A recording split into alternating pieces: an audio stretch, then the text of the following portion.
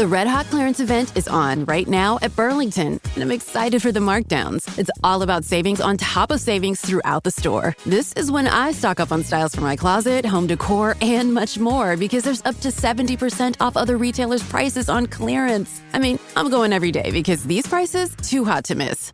Burlington. Deals, brands, wow. Styles and selections may vary by location.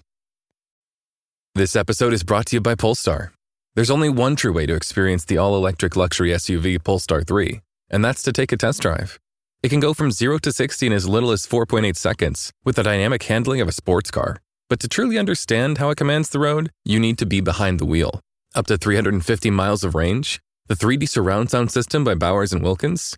It's all something you have to experience to believe. So book your test drive for Polestar 3 today at polestar.com. Welcome back to our Sunday bonus episode, where I share an article with you from a different podcast in our network to keep your life nice and optimized.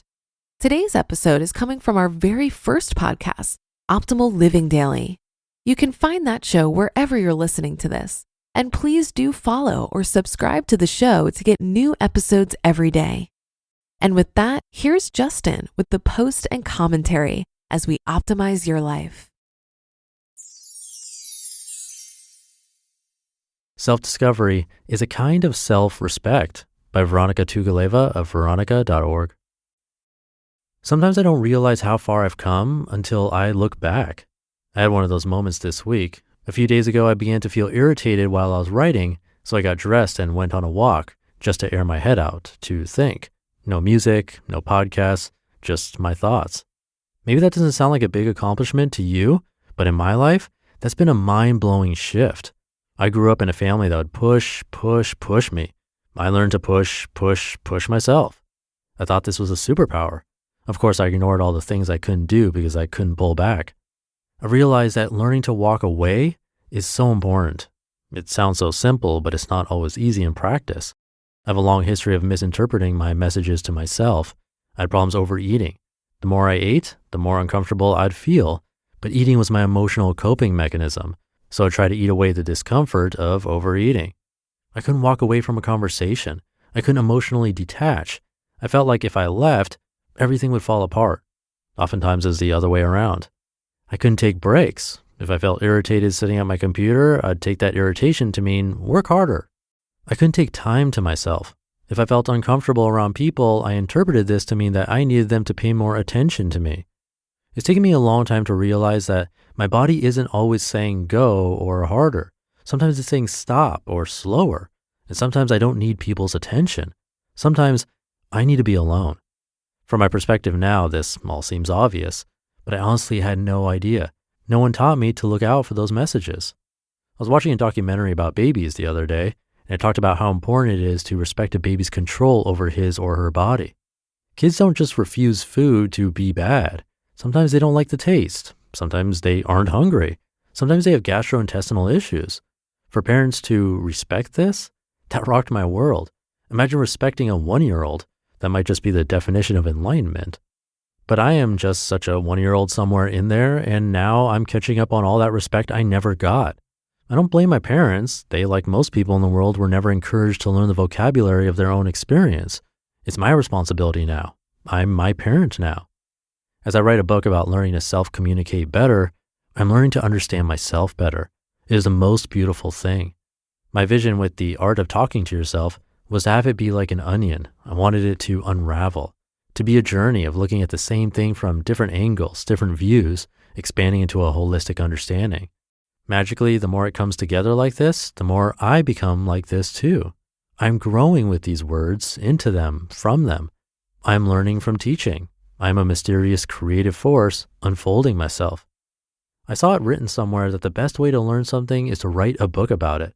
I remember when I first started writing this book, I felt like I was writing about something I was already practicing, like it was a reflection on something that had become an intimate part of my life.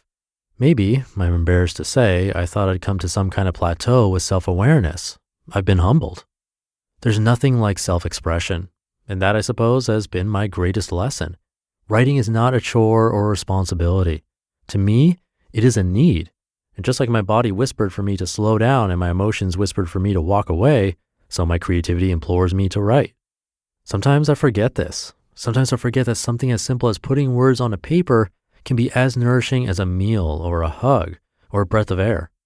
I wrote a post a long time ago about how I kept trying to meditate, but in the end I realized I just needed to write. I remember I got some comments on the piece about how I obviously wasn't meditating correctly. At the time, this raised self-doubt in my mind. Now I know that writing is a kind of meditation. Maybe it isn't for everyone, but it is for me.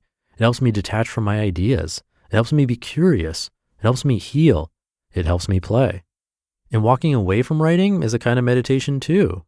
Running, walking, singing, or just sitting quietly, letting myself listen to all the sounds around me. It's part of life. Ebb and flow, rise and fall. And I'm going for the ride with my heart open.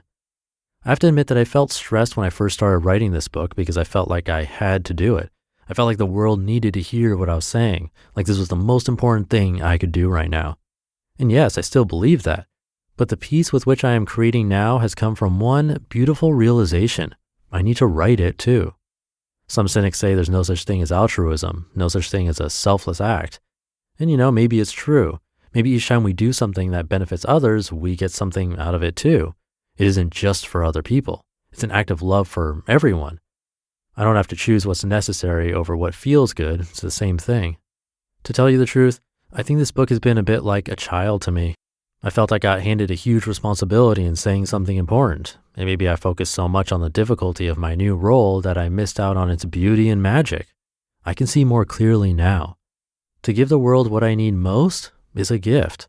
To feel that this is something I need to do is a gift. I couldn't feel more grateful.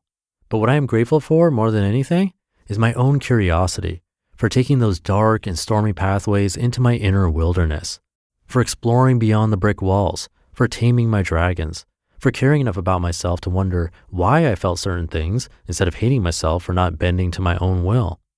We all deserve this kind of respect. We are all 1-year-olds in some way, unable to communicate as well as we want to about the things we really need. All it takes is for the person in charge to be curious, to show us respect by wanting to discover us.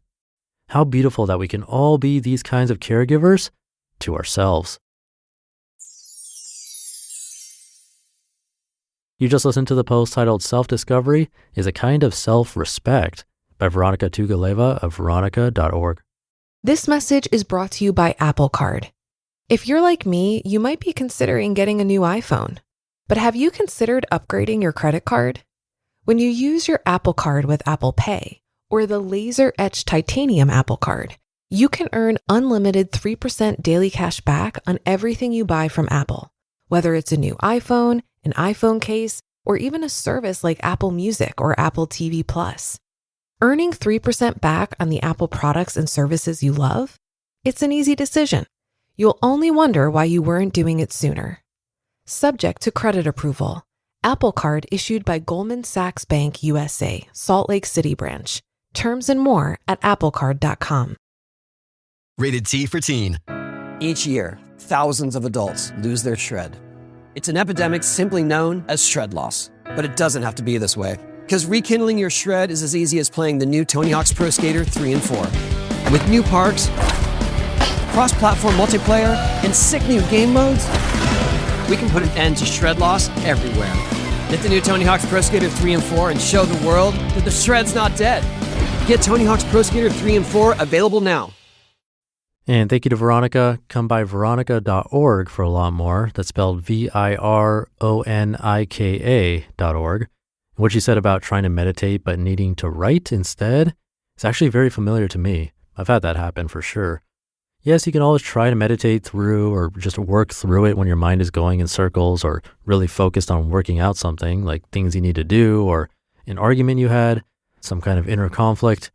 You can meditate at any time, but those situations make it really, really difficult to feel happy about your meditation session. What will often happen is we'll be completely distracted because of the big cloud in our heads, all those thoughts. And in my experience, it really does help to do a sort of stream of consciousness type of writing.